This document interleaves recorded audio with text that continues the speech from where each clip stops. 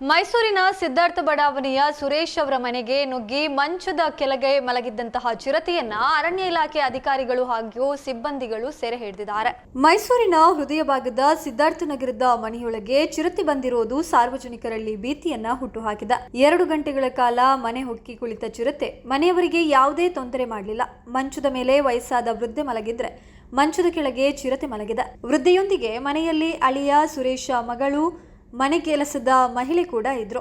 ಸದ್ಯ ಅರಣ್ಯ ಇಲಾಖೆ ಕಾರ್ಯಾಚರಣೆ ನಡೆಸಿ ಚಿರತೆಯನ್ನ ಸೆರೆ ಹಿಡಿದಿದ್ದಾರೆ. ಮೈಸೂರು ನಗರದ ಸಿದ್ಧಾರ್ಥ ನಗರದ ಆಸುಪಾಸಿನಲ್ಲಿ ಚಿರತೆ ಕಾಣಿಸಿಕೊಂಡಿದೆ ಎಂದು ಅರಣ್ಯ ಇಲಾಖೆಯವರು ಸೂಚನೆಯನ್ನ ನೀಡಿದ್ದಾರೆ. ಆ ಕಾರಣಕ್ಕಾಗಿ ಜನರು ಮನೆಯ ಬಾಗಿಲು ತೆಗೆಯದೆ ಒಳಗೆ ಇದ್ರು. ಆದರೆ ಸುರೇಶ್ ಎಂಬವರು ಬೆಳಿಗ್ಗೆ 5 ರಿಂದ 10 ನಿಮಿಷ ಮನೆಯ ಮೇನ್ ಡೋರ್ ತೆಗೆದು ಕೆಲಸದಲ್ಲಿ ತೊಡಗಿಸಿಕೊಂಡಿದ್ದಾರೆ. ಈ ಸಂದರ್ಭದಲ್ಲಿ ಚಿರತೆ ಮನೆಯನ್ನ ಹೊಕ್ಕಿ ಮಂಚದ ಕೆಳಗೆ ಸೇರಿಕೊಂಡಿದೆ.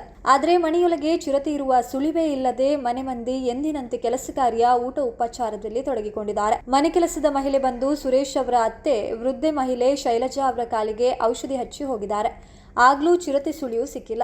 2 ಗಂಟೆ ಕಳೆದ ಬಳಿಕ ಮಂಚದ ಕೆಳಗೆ ಚಿರತೆ ಇರೋದನ್ನ ಗಮನಿಸಿ ತಕ್ಷಣ ವೃದ್ಧ ಮಹಿಳೆಯನ್ನ ಹೊರಗೆ ಎತ್ತಿಕೊಂಡು ಬಂದು ನಂತರ ರೂಮ್ ಬಾಗಿಲು ಹಾಕಿ ಅರಣ್ಯ ಸಿಬ್ಬಂದಿಗಳಿಗೆ ಮಾಹಿತಿ ಮುಟ್ಟಿಸಿದ್ದಾರೆ. ಸ್ಥಳಕ್ಕೆ ಆಗಮಿಸಿದ ಅರಣ್ಯ ಸಿಬ್ಬಂದಿಗಳು ಕಾರ್ಯಾಚರಣೆಯನ್ನ ನಡೆಸಿ ಚಿರತೆಯನ್ನ ಸೆರೆ ಹಿಡಿಯುವಲ್ಲಿ ಯಶಸ್ವಿಯಾಗಿದ್ದಾರೆ. ಸುಮಾರು 2 ಗಂಟೆಗಳಿಗೂ ಹೆಚ್ಚು ಕಾಲ ಮನೆಯಲ್ಲಿದ್ದು ಯಾರಿಗೂ ತೊಂದರೆ ಮಾಡದ ಚಿರತೆ ಎಲ್ಲರಲ್ಲೂ ಅಚ್ಚರಿಯನ್ನ ಮೂಡಿಸಿದೆ.